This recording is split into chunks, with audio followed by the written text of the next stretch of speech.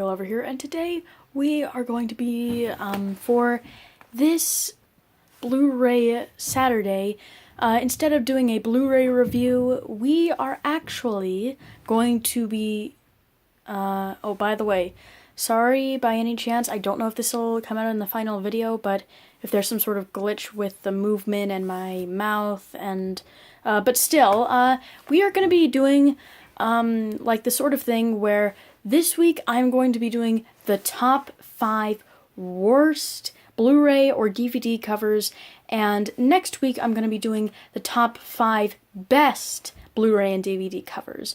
And the thing is, these aren't like entirely, these are just sort of the ones that I own, so I don't know if there are any that'll be better or worse than the following list to come.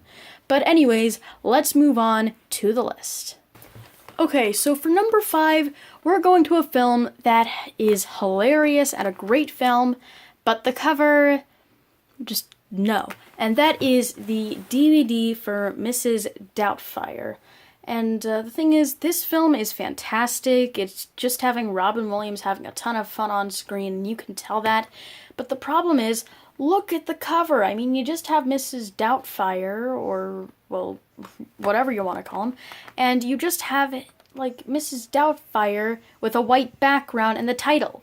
That's it. That's so generic. I mean, geez. I mean, you couldn't even, I don't know, put some pizzazz or something, have multiple characters in it, I don't know, but still, I mean, look at it. It's just so generic, and, I mean, the only thing that's three-dimensional is the shadow and the, like, and it's so, just no. Okay, so for number 4, we have Bambi as part of the Walt Disney Signature Collection.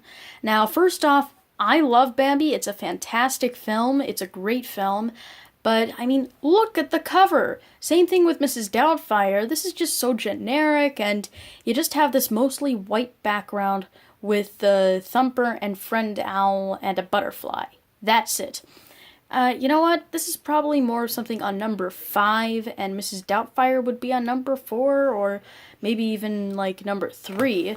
Yeah, something like that. Like, Bambi 5, the question mark, well, you get the point. It's again, a generic thing, and I mean, the only thing that could be three-dimensional is, like, the Walt Disney logo here, and believe me, we're gonna get a few other Walt Disney Signature Collection films on here. Believe me, we will. So much so that for number 3, we have Pinocchio as part of the Walt Disney Signature Collection. I mean, this is just another generic, like, background. I mean, you just have some sparkles in the background and just a white cover. I mean, seriously, they're not even really trying. I mean, it seems that the Walt Disney Signature Collection for classic films seems to be, like, just generic white backgrounds.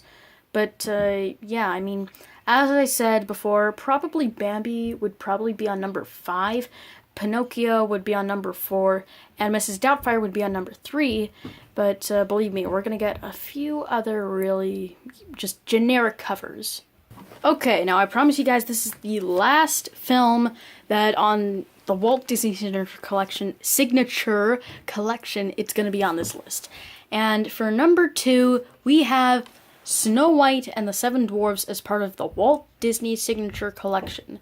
I mean, the thing is, not only is this cover, like, generic, it's copying. I mean, just remember, sir, okay, before you continue, go Google Sleeping Beauty as part of the Diamond Edition, and then come back here. They look so alike. I mean, it's crazy. They pretty much just they just put a white background and then they just tilted them a bit. I mean, that's just generic. I mean, but still, the film is really good. Same thing with Pinocchio. It's just, look at the cover. It's just copying.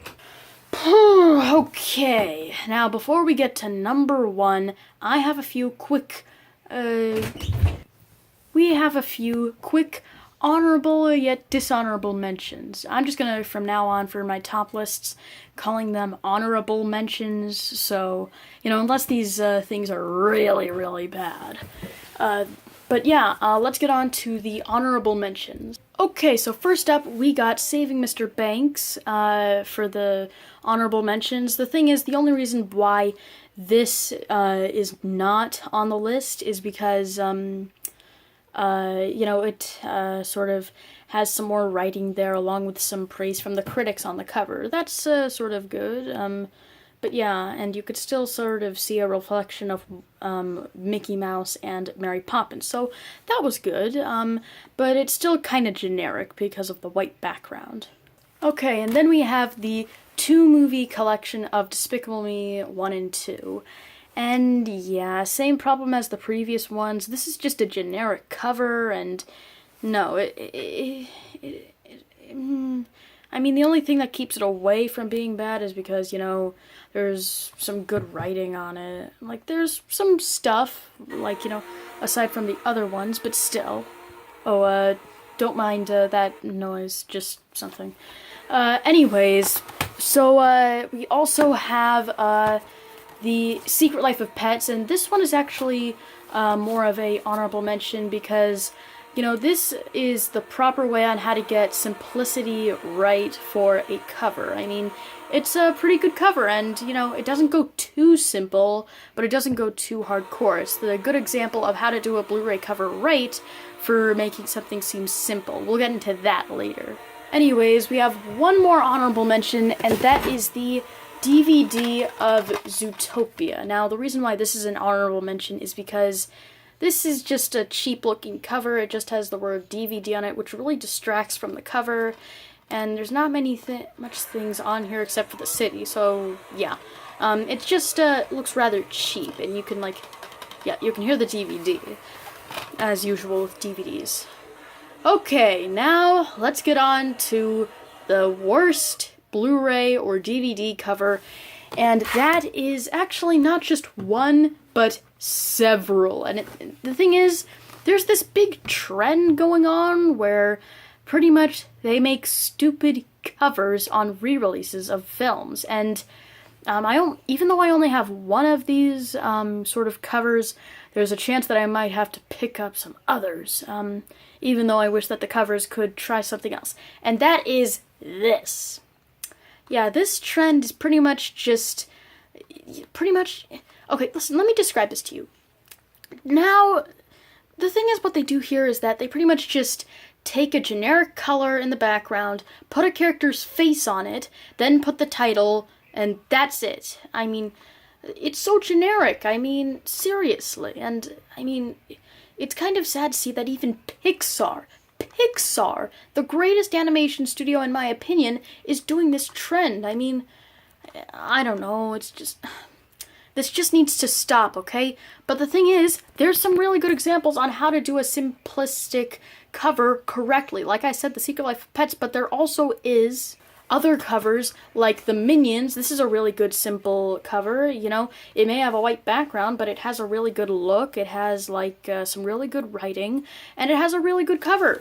Another good example on simple is The Lion King as part of the Walt Disney Signature Collection. I mean, yeah, it has some really good stuff, including Beauty and the Beast as part of the Walt Disney Signature Collection. Yeah, it seems that for the Renaissance films, those are the only ones that Disney is not having it be too simple for those. And of course, there is the Lego Movie, the Special Edition. This cover I really like for its simplicity.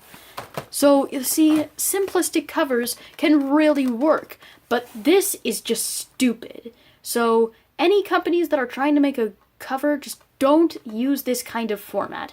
Experiment with your cover and if you are going for a simple cover, do it right. Okay, that's all for the worst covers, and let me know what you think are the worst covers in the comment section below, and join me next week where I will be discussing the top 5 best Blu-ray and DVD covers that I have. So until next time, peace.